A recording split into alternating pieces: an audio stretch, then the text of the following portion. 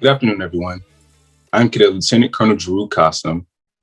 I currently serve as the Cadet Chief of Staff for the Cadet Corps Staff, as well as the Cadet Command Sergeant Major for the Renaissance School Battalion. Today, me and a group of cadets from various JROTC programs within the Detroit Public School Community District have asked members of the Michigan National Guard if we could interview them about their personal lives, stories, and experiences in relation to the Michigan National Guard. Our guest today is Major Mark Vaught. Welcome, sir. Hey, thank you. Thank you. Glad to be here. Like the cadet said, I am Major Mark Vaught. I'm a member with, oh, I'm sorry, go ahead. I was just gonna say, before we begin, we'd like you to kind of, introduce yourself and your position. Yeah, absolutely. All right. Major Mark Vaught. I'm stationed out at Selfridge National Guard Base. I'm an instructor pilot on the KC-135 with the 127th Wing at Selfridge, Michigan. Born and raised in Detroit, Michigan. I've been a part of several different units in the Michigan National Guard. So I've got a little bit of experience with all the bases there. So, thank you. So each of the cadets today have 3 questions for you, and I will start by asking you, what high school did you attend, being from Michigan, and did you participate in the JROTC program? If so, how did that impact your decision to join the military, as well as your experiences within the military? That's an excellent question. And yes, I attended Henry Ford High School, graduate class of 1999. I was a member of the Air Force Junior ROTC program all 4 years. It was a direct impact on what you see here today. My instructor, he was an old navigator. His name was Captain Melvin Jolly. He was retired, and he had a connection with the Tuskegee Airmen. And when I met those brothers, that changed my entire life. I started flying when I was in high school out at City Airport with the Tuskegee Airmen organization. Couldn't finish. I got up to like where I can solo. So I got about 10 free hours, 40 hours of ground training, and that's what started my flying career. I finished out the rank you are as a cadet lieutenant colonel, and it was just an awesome experience. Back then, we had a lot more junior ROTC units in the city of Detroit. So every single high school had a focus. There were 2 high schools that had the Air Force ROTC program. One was Henry Ford, and the other was Davis Academy. We compete in drill teams. It was a great just foundation of camaraderie, team building, working through everything, and it prepared me for my military career. Because when I got to, like I said, I started off in the Army. When I got to basic training, I already knew how to call commands. I already knew how to drill.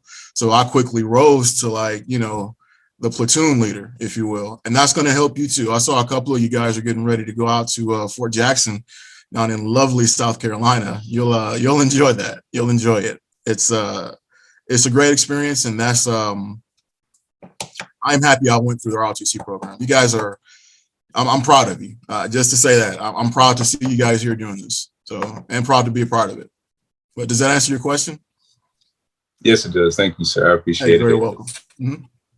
Okay. So my next question is, what would you say is your most memorable experiences within the Michigan National Guard? Ooh. Wow. Oh, man, it's been 20 years, and I've got a lot of them. So if I could say one thing that was really memorable was my deployments here. I've been deployed a lot, I started off as an enlisted aviator before I got my commission. And I deployed with the C-130. So I've flown like 3 different planes for the Air Force. So I was enlisted on the C-130s as a flight engineer. Then I was in school. I finished out at Eastern Michigan, got my commission, went through pilot training down at Columbus in Mississippi.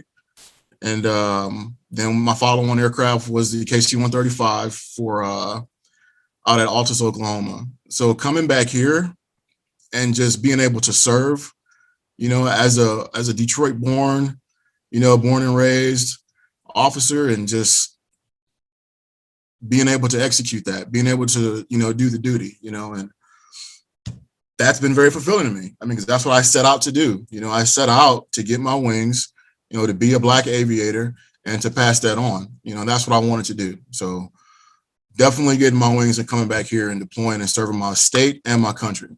So I would say that. Thank you, sir. That's very inspiring. Yeah, you're very welcome. So for my last question, I wanted to ask you, why did you choose the Air National Guard over the other branches? I was standing on the shoulders of giants.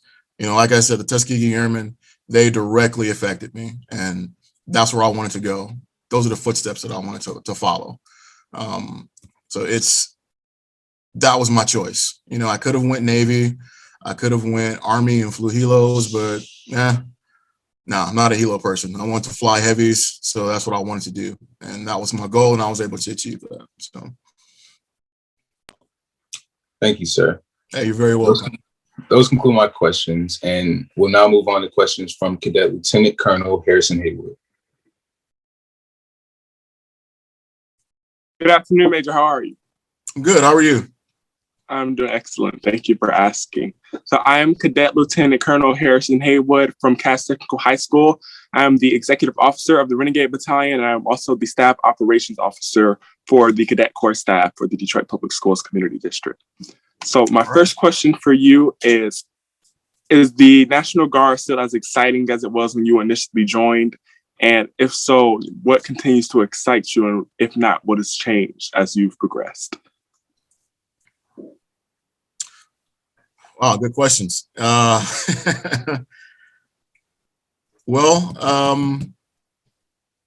I said, I've been in a little over 20 years now, and nothing's going to ever be as exciting as it was, once you first started, because you got that, you're still young, you're still eager to get out there and see everything.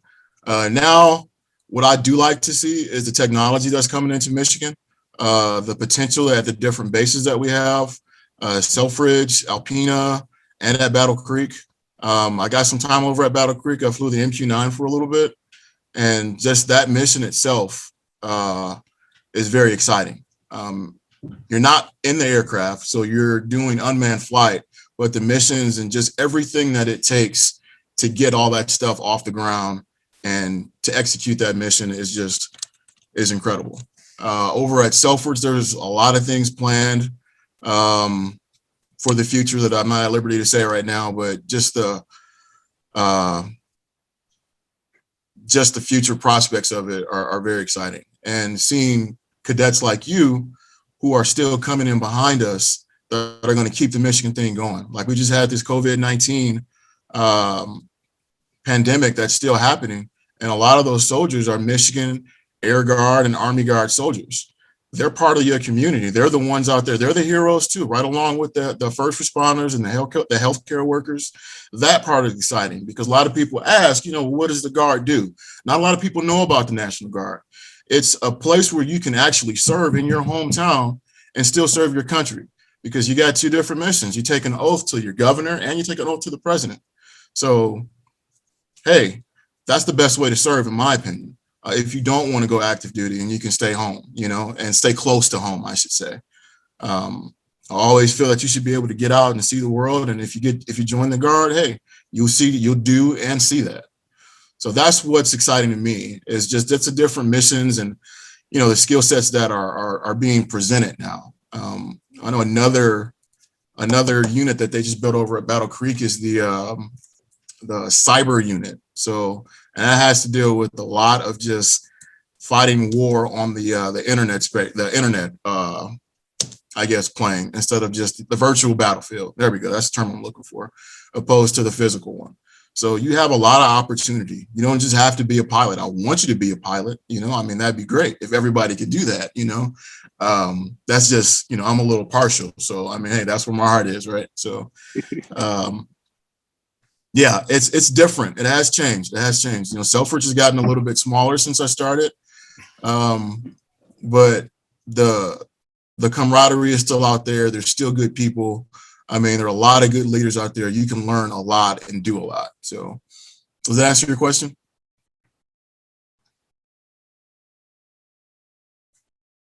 Thank you. You're So my welcome. second question for you is, how did your family initially react when you decided that you were going to go into the Guard? Oh, they were proud. They knew what I was doing. Like I said, I've been wearing a uniform since I was 14 years old. So they knew exactly what Mark Vaught was going to do. And Mark Vaught did what he said he was going to do. So I've just been fortunate to have a supportive family. I've been fortunate that God has blessed me to keep me safe and to keep me on track and to keep me away from a lot of the stupid things that I did as a teenager, So, I mean, because you're still growing up. I mean, you guys go to CAST. My brother went to CAST, but, you guys are downtown. You see how Detroit is changing. Detroit looked very, very different, when I was coming up. There was a big picture of Barry Sanders down there. I mean, now you got Jamie Foxx talking about let's gamble, So, I mean, Campus Martius is down there. I mean, it's a melting pot now. It's a huge melting pot. And hey, my family was supportive, to answer your question. They're very supportive and they're very proud of me, So when they see me do things like this, or they hear that I'm doing things like this, they got nothing but supportive things to say. So that's awesome. Thank you. So my final question for you is, after 20 years, is this safe to say that you'll be retiring from the Guard? And if so, where do you see yourself progressing from this point and going forward? And if not, what other plans do you have? Oh, I like to keep my options open. 20 years in the Guard is not the same as 20 years in active duty. So, and what I mean by that is, I'm full-time Guard now. I've got 20 total years in the service from once I raised my hand and they put my social into the DOD website and gave me a number. That's about 21 years. Right now, before I have to retire, I don't know. I do like the mission. I like flying. I like instructing. I like teaching at this point. Leadership is a path that I'm going to pursue. The airlines, they're going to always be there, but they're not going to always be hiring. So I've got options. So I'm not sure what I want to do yet. And you're not going to get me on tape saying something. So, that's a good try. But for right now, I'm just keeping my options open. I like what I'm doing. I like the unit I'm with. I like the people that I'm working with. And yeah, we'll see. We'll see. Hopefully I'll see you out there. So with your gold bars, one day. Maybe I'll stay long enough for that. Well, thank you. And whatever it is that you end up going into, I wish you the best of luck. Thank you. Hey, thank you very much. I appreciate that. Thank you, Cadet Haywood. We'll now move on to questions from Cadet Lieutenant Colonel Tulishatanacio. Oh my gosh, all these 05s out here. Good night. Good afternoon, H. Mark. I am Lieutenant Colonel Cadet Tulishatanacio. I am the G5 of the Cadet Corps staff. I go to Western International High School and I am the Color Guard Commander. Okay. My first question for you is, how did you imagine military life before you joined? And how did your perceptions change while serving? Honor guard, huh? Color guard, huh? I did that too. I'm gonna address that first. I'm sorry, because I beat out, B.O. Davis when I was a senior in high school, and I don't know if you guys got to interview Colonel Davenport yet, but I always, always hold that over his head. So yeah, all that broadhead down in Jefferson, I won that. My team won that competition. So, but to answer your question,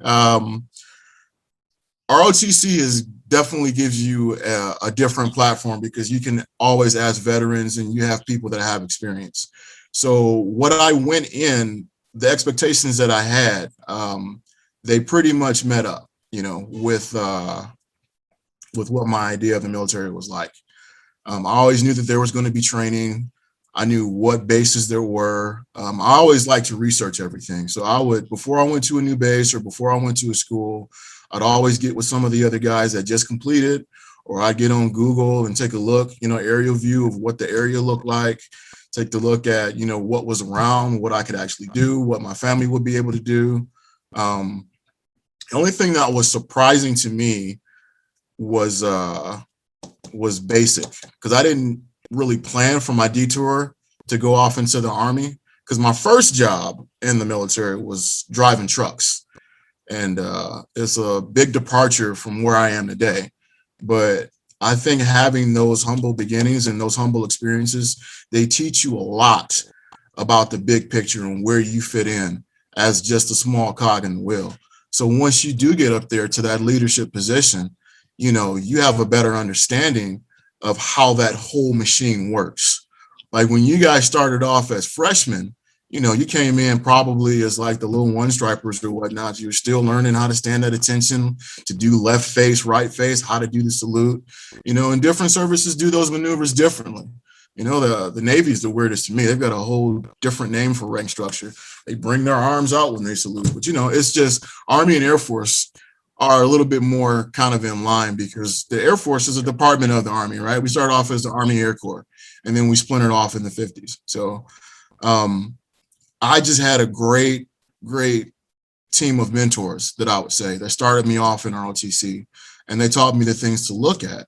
And what you guys are doing right now, or what you young men and women are doing right now, is you're doing the exact same thing. At the end of this, I would love to leave my contact info so you guys can email me or contact me with any questions that you may have. Hopefully it's questions about being a pilot, you know, so because I can tell you a lot about that. But if not, I can tell you a lot about everything else too, everything else that I know. So I would also encourage you guys to support your local community. Get in organizations like the Tuskegee Airmen organization down at the airport. They're teaching people how to fly for free. You know, it's not just pilots. You know, they have a airframe and power plant familiarization course. They have model rocketry that you can do. They have robotics that they're getting into. So they are really expanding what they're doing. So yeah, I mean, as time changed, you know, things change. Things are never going to stay the same, right? So the military changes with what's going on.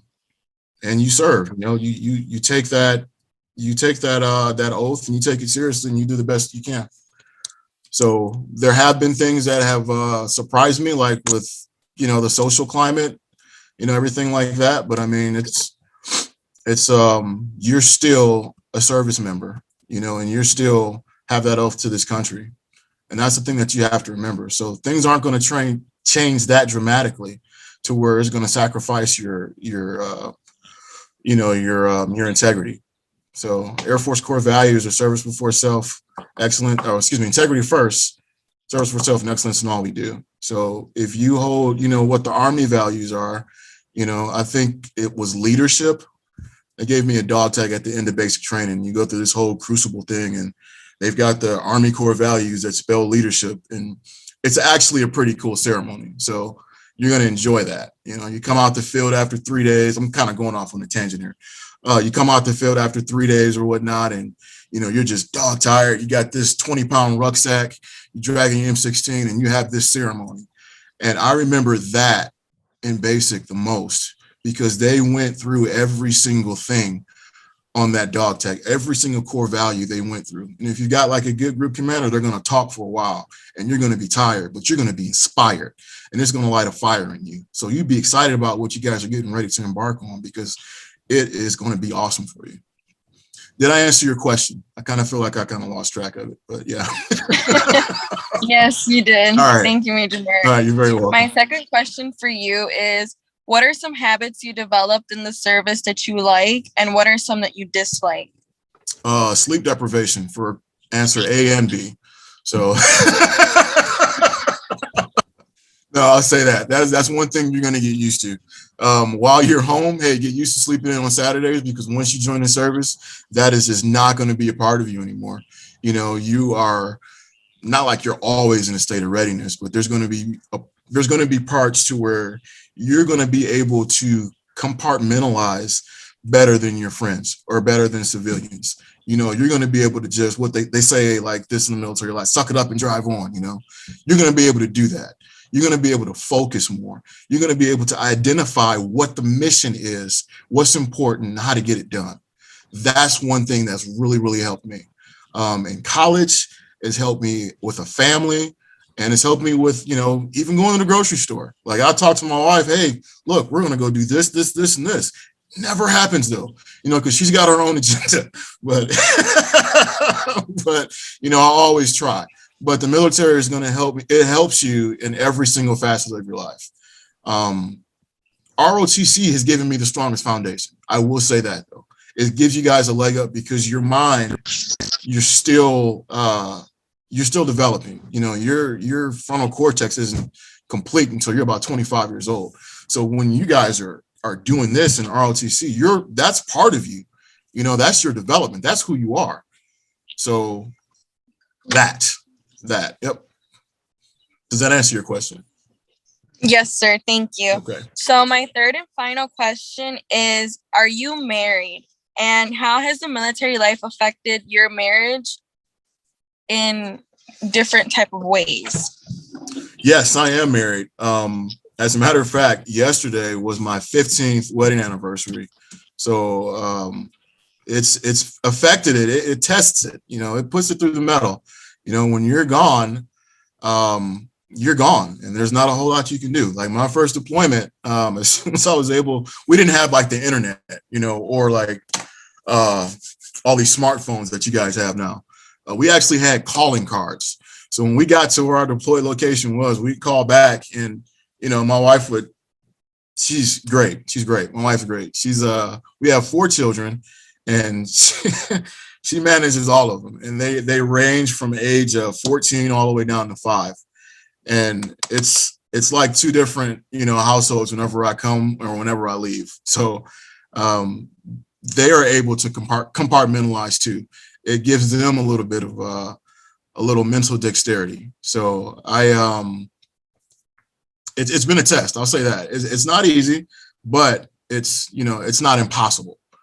And I'll say that if you put in the work, if your family is dedicated to what you do, hey, my son, every time I come home, my sons hug me, you know, they come out to the base, they got their little flight suits or whatever, you know, they have their own sense of patriotism, and that's what it instills in your family.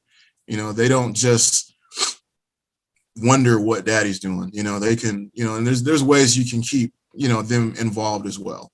So it's something that you should, it's definitely a good decision. You know, marriage is always a good decision. You know, having 2 people to come together as one.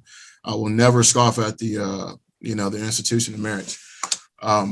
But there are some challenges with it, but it's great. You know, my family's been great. One thing that I will say that, hey, you know, having a military partner, that can come with some problems too, because, you know, both of you guys got to deploy now. And when you have kids, there'll be other challenges with that. So, yeah, it's been fine. It's been fun. I'm sorry. Has there been anything that has affected you and your family in a way because of being deployed and being in the military that has like marked you guys? Marked us negatively, I'm assuming, right? Okay. Yes. Yeah, I'd say that. That's a good question, and that's an honest question. I appreciate you asking that. With children, I do notice that there is some separation anxiety. So you're gonna have to you have to deal with that, you know. I mean, but that's normal though, right? You know, like my 5-year-old, they don't understand. They don't have a good concept of time, you know. So when I say, hey, I'm going to work, he's like, huh, what kind of work are you going to? Are you going to the work where you're going to be gone, or are you going to the work where you come back at the end of the day? You know, they ask questions like that. And, you know, sometimes they have some behavioral issues, but that's one thing that you have to work with your family too. But the good thing that the military does, though, it provides them with a support center. Like every base has an MWR, or morale, wellness, and recreation center. So if you're deployed, they can go out to the base. There's people that they can talk to. There's certain discounts on trips they can take. There's a lot of things that are there to ease that, but that is still a problem. You know, it's a problem that you will face. But like I said, it's a difficulty, but it's not an impossibility, if that makes sense. It does. Okay. Thank you, sir. Hey, you're very welcome. Thank you, Cadet Tulishatanacio. We'll now move on to questions from Cadet Sergeant First Class Jaylen Bradley. Good afternoon, Major Vaught. Hey, Shirt. So I have a couple of questions for you today. My first one being, what's a typical day like with your MOS? Okay, cool. You said MOS. In the Air Force, they call them AFSCs, but I speak Army, so I'm going to answer your question. Don't hold it against you. Typical day for me. So it varies in range with whatever job you have and whatever rank you are, right? When I was a lieutenant, when I was, a new pilot, didn't know anything, I was the gopher. So I'd be, handling the snack shop or whatever other little menial tasks that they have for me to do. As a major right now, I am a plans officer and I work with our nuclear mission with respect to the KC-135. So a lot of that stuff has some secret information, but that's what I do. I try to fly at least twice a week. It always doesn't work out that way, but it's Michigan. So, we fly 60-year-old aircraft. So sometimes they break and sometimes there's a lot of snow. So, but I try to keep myself current. That's one of the difficulties in having an actual job and then working full time. Because you got to stay current with your flying, and you got to know more than the lieutenants, right? Because they come out there and fly with you, and you don't know what you're doing, they're not going to want to fly with you anymore. So, and rightfully so. So that, along with a lot of other office work, oh man, I can't really talk a lot about what I'm doing, but what I can talk about is a new project that I've just been assigned. I've just been assigned the air show director for the year of 2022. So that keeps me pretty busy. So right now I'm kind of going out, talking to different vendors, just meeting with a lot of different people, just setting up different things so we can have a great show for next year. Hopefully COVID won't put a damper in our plans and we'll be able to go ahead and move forward with this. It's looking like that. So everybody's tired of sitting at home now, right? So I'm expecting like a huge show. So it's still up in the air whether or not we're getting the Thunderbirds or the Blue Angels, but we'll see. This week, let's see, we work a schedule from about Tuesday to Friday, but we work 10-hour shifts, so we don't have to come in on Mondays. So it just depends, and it varies from base to base, from unit to unit. Got to fly once. It was great. I went out to just over Oklahoma and refueled an E6. So it's another another like aircraft. So it was just about the same size as the KC-135. It was great. A little bit of weather, but a little bit of bumps, but for the most part, it was great. And now flying is what you love to do, right? That's why that's why I put on the uniform, right? I wanted to do that. So it's a stress reliever for me, but now that I'm good at it and I kind of know what I'm doing a little bit, you have to stay in it just to keep your skills and your hands warm, because flying is a perishable skill. So, yeah, I try to split it between office work and then flying. In the past, when I worked as a MQ-9 pilot, those shifts are a little bit different. So you work they split it up. I'm not sure how they do it at the squadron now, but I work 12-hour shifts, either overnight or through the day. And you'd be in the box is what they call it. And it's literally like a huge Connex box where everything is set up. You go in and you fly your missions, and you may swap out, try to go work out, because you're sitting there for so long and you just can't sit there. You got to stay healthy too, right? So you try to go work out at least 3 times a week, try to get you a little run in, stay healthy, and get some sleep. So does that answer your question? Yep. Honestly, that's all very intriguing. I'm glad you think so. Yeah. But my next question is, do you work with anyone who's either non-binary or gender non-conforming? And if you need further explanation on that, I'll go in depth. And if so, do you feel as though they're discriminated because of it? And if not, do you feel that it's important for the military to make a safe space for them? Nope, I heard you. I understand what that means. I do not. And yes, it is very important for the military to make everybody feel safe. We have our laws put in place, and we have our policies set forth by the chief of staff. And I don't think that anybody should have to go to work, fight for this country, and then made to be feel less of a person or less of a human being. That is not what we're on earth to do. That is not what you're in the military to do. You joined, you raised your right hand just like that other person did. And for those people that does happen to, is very unfortunate. But I haven't witnessed anything like that. I hope to never witness anything like that. And if that did come up, or if something happened like that, if something did happen like that, then I would report it and we would handle it the best way.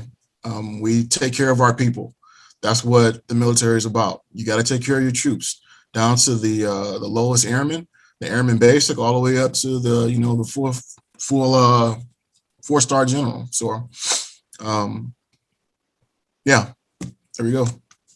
Well, thank you for that. And so my final question is, has the military affected your mental or physical health whatsoever? Like, did it improve or did it affect it negatively in any way?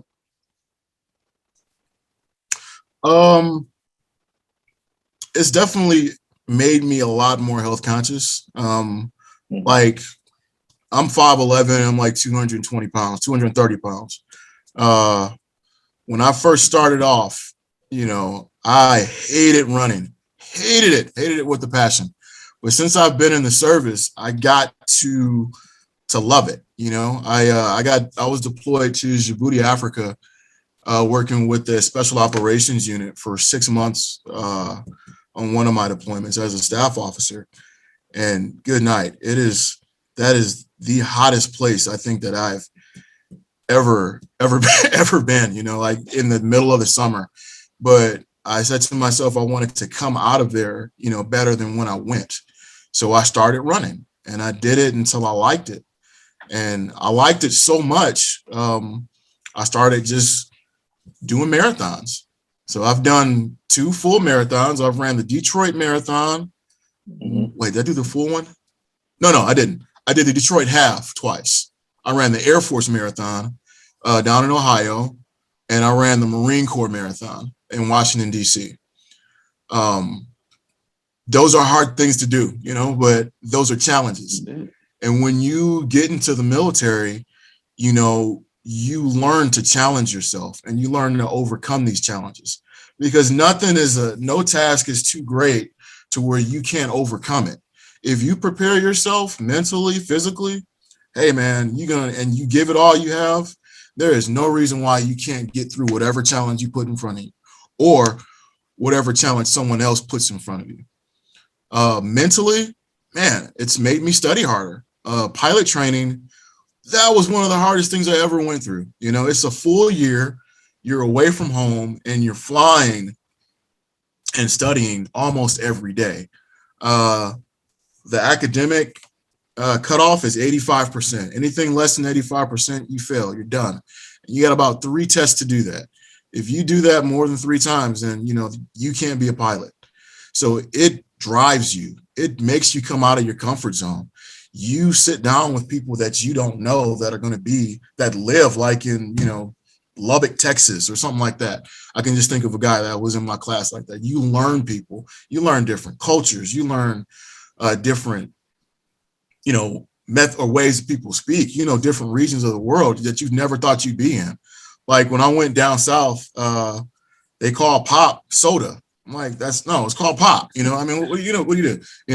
We call gym shoes, we call them, other people call them sneakers. It's weird. You see it on TV, but it's like, then you're working with these people, and these are all Americans, and you guys are all together to overcome a challenge, a task. So it definitely made me smarter. Like, hey, I wasn't a straight A student in school. I actually tried to get into Cass Tech. They told me, nope, not you, not with those grades. Nope. So, but I was a really talented artist, so I was going to get in on like an art scholarship, but, things didn't work out. So I ended up going to Ford, and I'm glad I did. Like I said, God is, he has definitely, placed me on a path to where I'm going to be successful, and I always will be. And that's just the way I think. That's not me being arrogant or anything like that. That's what I want you guys to think about yourself. You're supposed to have a positive image about yourself. They give you like personality tests, when you start off with pilot training. I failed all of them, but hey, it doesn't matter to me. I got my wings, right? So I completed the program, but are you angry today? Did someone make you angry? Well, yeah, because you keep asking me that question. What do you expect me to say? So, but yeah, it's definitely changed me for the better. I would say, because I strive for, I just strive for excellence now. I mean, am I running still? I mean, yeah, I may go out and run a little bit, but my kids are, they're up there with me, and they get mad when I make them run with me. Daddy, you're too slow. I said, well, man, you like 13 years old. I mean, I'm 40. I mean, what you want? I'm not gonna run as fast as you are. So, but I still run. But I'm passing that stuff on to my children. So I'm teaching them the things that it took me so long to learn. Does that make sense? Like I'm instilling in them core values, but they don't know it, but they will. And you guys have got a leg up on them already. So that is the answer. Did that answer your question? Yes, it did. That's all right. Truly interesting and inspiring. Thank you for that. Hey, you're very welcome. That was all my questions. Okay. Thank you, Cadet Bradley. And we'll now move on to our final speaker for today, which is Cadet Colonel Serenity Crenshaw. Good afternoon, Major. Good afternoon, Colonel. I'm Cadet Colonel Serenity Crenshaw. I serve as the Corps Commander for the Detroit Public Schools Community District JROTC programs, and I also serve as the Battalion Commander at Cass Technical High School's Renegade Battalion. All right. So I have 3 questions as well. As my first question is about basic training. You know that I will be attending in June. So I wanted to know, what was the most mentally and physically demanding aspect of basic training, and how did you overcome it? I actually had a lot of fun with basic training. Like I said, the fact that you guys know how to drill already, or you know how to call commands, you know what a platoon looks like, what it's supposed to look like, is going to give you a leg up, because that first 2 weeks is broken down into 3 phases. They call it the red, white, and blue phase, right? So that red phase is going to be the tough one. That's when you get up there, they wake you up at dark 30 to get downstairs and get in formation. And every little thing that you do, they're screaming at you, so that part, I mean, I had a black mom. So, I mean, she screamed at me all the time already. So, I mean, I was used to that, right? So, and my aunt screamed at me too. Oh, yeah. And the neighbors did. So, I mean, hey, I had gotten used to that already. So, that part wasn't jarring. I guess what was jarring was just getting in shape. You're wearing boots that you've never worn before. Your body's going to look different. You're in a different state. You're going to South Carolina in June. Your face is going to be in the dirt. I remember just being out there, if you've never camped before, that's going to be new to you. They call it bivouacking in the Army. Camping is fun. Bivouacking is not, I mean, you're out there, you're digging a hole, you're digging a foxhole.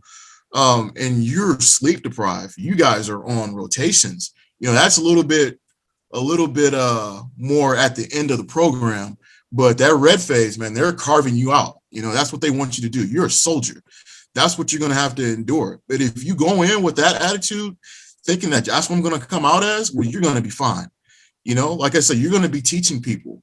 This is how you stay in that position. Your feet got to be 45 degrees. Your hands have to be cuffed down the side of your pants. You stand up straight. You hold your chest out.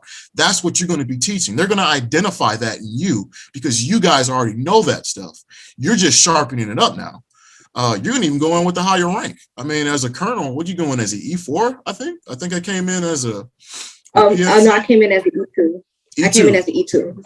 Okay. So yeah, you're going to go in making a little bit more money than other guys. Your job is going to be uplifting to other people, as well as going through your challenges that you're facing. We stayed in a 60-person bay. That's one thing that was hard for me. Hospital corners, because I didn't make my bed up like that. But the military, they want you to do hospital corners for some reason. And man, I could never get it. So they will flip my bed all the time. They take all my stuff out my drawers all the time and, throw them down the bay, but eventually you get it, right? Eventually you learn. Okay. You learn what they want you to do. You learn how to play the game. You guys go to Cass Tech, Detroit, Michigan. Hey, look, well, not all of you. I believe one of the lieutenant colonels is at Western, she said, Western University or Western High School, I believe. Yeah. But anyway, it's just a learning curve. It's just a difference. You're living somewhere else that's different. And if you've never shot a gun before, you guys are going to be on that. That's going to be fun. I thought it was fun. I hadn't shot before I went to basic training. Now I love it. I like to shoot. It's a good sport. It's a good stress reliever. It's something that can, that's mentally taxing, but it's not something that's overwhelming. Keeping your weapon clean, keeping it up with something, having responsibility is that. So I wish you the best of luck in basic. It's going to be very fun. You're going to enjoy it, but just expect it. Expect that red phase to be, a little bit more aggressive than the rest of basic training. Each phase lasts for about 2 to 3 weeks. The white phase is when you start to shoot. But that was another thing that I thought that was fun. All the different things that they let you shoot. You throw 2 live grenades. You get to shoot an M60. You get to shoot, I think they're M9s now. I don't think they're using M16s anymore. You do this ropes course, which is awesome. It's like this really, if you've never seen this movie called, I think it's called Taps. It's with Gregory Hines or whatnot. But that movie, they have Fort Jackson in there. And it's a military movie. I'm pretty sure you can get it, on Netflix or something like that. But take a look at that movie. You'll see what the ropes course is, if they're still doing that. Mind you, this was 20 years ago that I went. So it probably changed a little bit. So, but yeah, those are going to be your specific challenges. I just kind of flew under the radar. I didn't let everybody know that I was like this, award-winning drill, instructor or whatever. Because, if you target yourself, they will target you. So, I ended up being the guidon bearer. Like I still have my my picture of me, with the whole class, and I'm down, in lean and rest is what they call it, the push-up position, with the guidon on my back. So, because I told them eventually that I could drill, and I started to train other cadet or other soldiers. But yeah, it's going to be a great experience. It's going to suck while you're there, but once you graduate, and look back on it, you're going to be so happy that you did it. And it's a very strong sense of accomplishment. So there you go. That was basic. Thank you so much. My second question is, how do your personal relationships outside of the military differ from your professional relationships inside of the military? And how do you keep them separate, or do you keep them separate?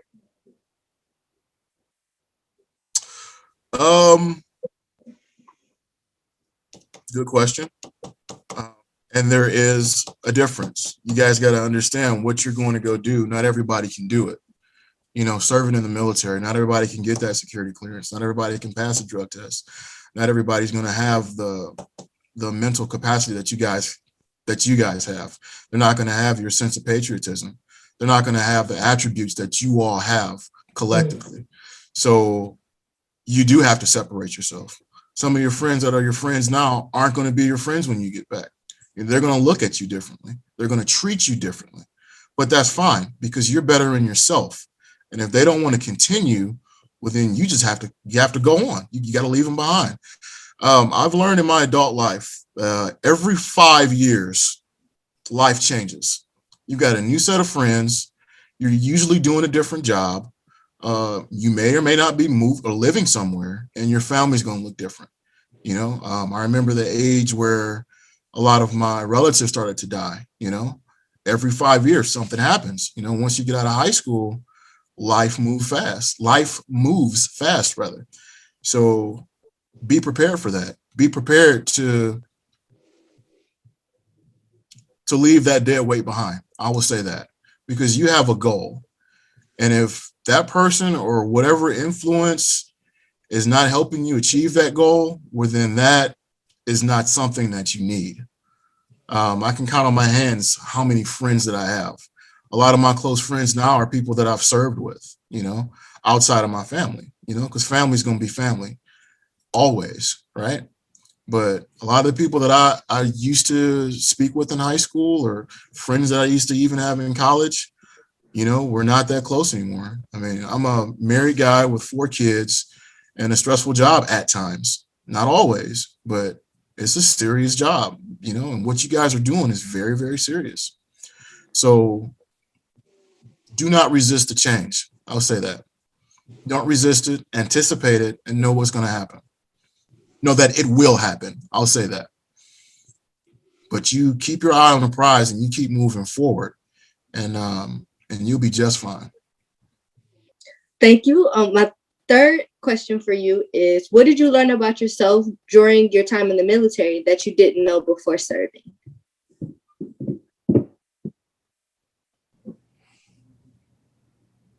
I am a lot more capable than what I give myself credit for. I'll say that. The military brings that stuff out in you. You know, they teach you how to reach deep, you know, and find that inner strength and find that that perseverance. And you know, it's I get amazed sometimes. Like I said, like I didn't think I would ever run a marathon or anything like that. I had no desire to do that as a child. You know, 26 miles. I mean, that's, you know, that's crazy, you know, but I did it. You know, I didn't think I would, you know, get my wings. I mean, pilot training was difficult, you know. I grew up, you know, I wasn't the wealthiest, but I didn't know that though. You know, I mean, I only knew what, you know, my mom loved us. You know, she had multiple sclerosis. So I did a lot for that, you know, like it's a lot, you know, the military teaches you how to think through things, you know, and you'd be surprised, you know, like they say that Detroit public schools aren't the best or, you know, whatever they say, but I mean, that's not true. I mean, you guys have it all in you, you know, to succeed and get done whatever it is that you set your mind to. So never sell yourself short. Thank you so much. And that concludes my set of questions. All right. Thank you, Cadet Crenshaw. This concludes our series of questions. And on behalf of the Detroit Public School Community District, I want to personally thank Major Vaught for presenting us with his time, his energy, and his wisdom. So before we end, thank you. Oh. Go ahead, I'm sorry. No, I was going to say, hey, thank you. I appreciate that. I guess this would be my closing statements. I've really enjoyed this. I didn't know what to expect. You know, I remember being a cadet, you know, and those were some of my funnest times and, you know, going through high school or whatnot, you know, that experience. And it's definitely prepared me to go to the military, learning certain military histories, like about the Tuskegee Airmen. Those guys are my heroes. They always will be. And I've been very fortunate to have relationships with those guys. I even got to fly with one. My first instructor out at City was a Tuskegee Airman. His name is Ralph Mason. He's passed on since, but he, you know, he didn't even tell me who he was. You know, I had to go back and research, you know, who he was. And then it was like, man, I'm flying with this guy. This is incredible, you know, but those guys fought wars, you know, not just, you know, against Nazis, but they fought it back here, you know, and in a sense, you know, America is still fighting that war. You know, they fought so hard to open the door for us. And, you know, I'm holding it open for you guys. And when I let go, you know, I expect to see one of you guys catch that door. I mean, if you can understand the metaphor, you know, it's this is for you guys. And it just makes me proud that you guys are doing things like this and your endeavors, you know. I wish you guys long careers in the service. Keep this in mind. You're going to serve under good leaders and you're going to serve under bad leaders. What I'll challenge you to do is take the good and leave the bad. Develop your own leadership style. You know, you see that as going through the 4 years in ROTC at CAS. You know, you got certain supervisors that are great and some that aren't. But you have to determine what type of leader that you're going to be, you know. So, like I said, I'll get with Sergeant Thompson. I will leave you guys my email address, civilian and personal. And any questions that you guys may have or anything that you want to do, you know, that you think that you want to do not hesitate to reach out. And I will try to find that information the best way that I can. So thank you guys again for this.